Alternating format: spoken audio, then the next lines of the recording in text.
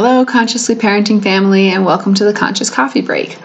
I'm Jen Kobrick. I'm a holistic family consultant with the Consciously Parenting Project, and today we are talking about Principle 3 of the 8 Guiding Principles of Consciously Parenting. So feel free to go back and catch up on the beginning of this series if you're new to it. Today we're talking about Principle 3, which is children unfold neurosequentially and quality connected relationships allow for the unfolding. A need met will go away. A need unmet is here to stay. So this is sort of an elaboration on the discussion in the last segment about the connection in the parent-child relationship being the most important thing. So this is talking about that our children are able to act their age, act to their fullest developmental potential when they feel safe in their connection with us. When they don't feel safe in their connection, then their focus is on getting that need for connection and safety met, rather than on developing and growing and exploring and playing and all of those things that children are meant to be engaged in.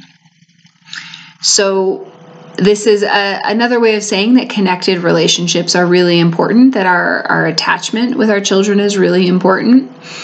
And it's also a way of saying that when we put off the needs in that relationship, that they don't just go away. They fester and they often get bigger until we can't ignore them. But when we meet those needs, then they go away. So we have probably all had the experience of a child wants something at a moment that's really inconvenient for us, and we sort of push them off, possibly literally like, hey, I can't right now, go play, and possibly in a more subtle way of, well, we're not, we're looking over here and not really connecting. And of course, that's going to happen. We can't be available at every second to engage with our kids when they want us. But I'm sure that we've also all had the experience of doing that and then having the child escalate, having the child, work harder and harder at forcing us to pay attention until eventually maybe they do something like breaking something, hurting a sibling, hurting themselves, doing something that we can't ignore because we have pushed off that need for so long that it's gotten so big that now it has become a desperate situation. So again, sometimes that's going to happen, which is why I say we all, me included, have done that. Have pushed off a child who we thought could maybe wait 5 minutes and not realizing how desperate they were for our connection, our attention, our interaction. And I'm sure that we have also all hopefully had the experience of a child coming and making that bid for connection in a moment where we are able to pause whatever we're doing and connect with them, and seeing how much easier it is to meet that need when it's first asked than when it has snowballed into this bigger thing. And that's what the idea is, that when a need is met, then it's done, it's satisfied, there's no need for it to be showing up anymore in that moment. And that when it's not met, that it tends to fester and grow and become more difficult to meet. And the other thing that tends to happen with this is that children's needs don't always show up in really logical ways. So children asking for sugar is a great example of this. That a child who's really hungry might ask for something like cookies.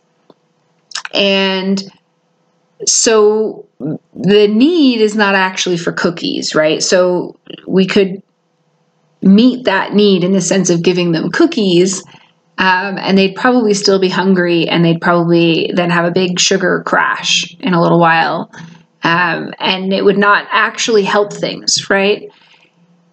Because the need for good food to fill their belly has not gone away. Where So where this can get a little bit harder to sort out sometimes is where you have something like that, where the expressed desire, the request, is not the actual need that's needing to be met. And so sometimes we have to get a little bit, we have to be like detectives as parents and figure out what the actual need is that's underneath the expressed need, in order to figure out what is the need that really needs to be met to make both the need and the expressed desire not be necessary anymore.